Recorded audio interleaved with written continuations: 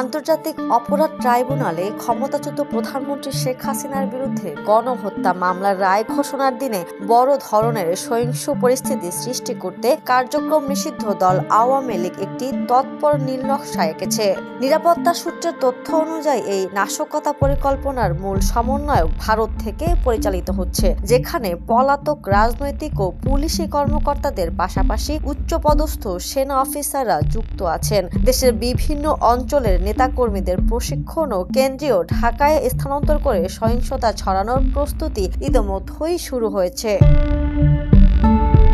নিরাপত্তা সংশ্লিষ্ট সূত্রে জানা গেছে, বিভিন্ন নেতাদের সঙ্গে সমন্বয় করে ঢাকায় অস্থিরতা তৈরির মিশন বাস্তবায়নের প্রস্তুতির লক্ষ্যে দেশের প্রত্যন্ত অঞ্চল থেকে বাছাইকৃত নেতাকর্মীদের ঢাকায় আনা হচ্ছে।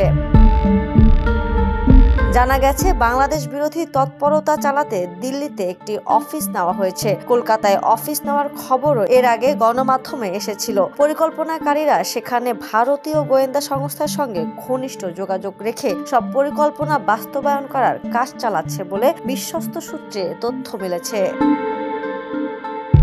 সংশ্লিষ্ট সূত্রে আরও জানা যায়, হাসিনার প্রতি নেতাকর্মীদের আবেগকে কাজে লাগাতে চায় পরিকল্পনাকারীরা। এই আবেগকে পুঁজি করে তাদের 13 নভেম্বর মাঠে নামানোর কৌশল নেওয়া হয়েছে। এ লক্ষ্যে সারা দেশে সন্ত্রাসী কর্মকাণ্ডে পারদর্শী এবং আওয়ামী লীগের কট্টর নেতাকর্মীদের ইতিমধ্যেই বাছাই করা হয়েছে। তাদের দেশের বিভিন্ন স্থানে প্রশিক্ষণও দেওয়া হয়।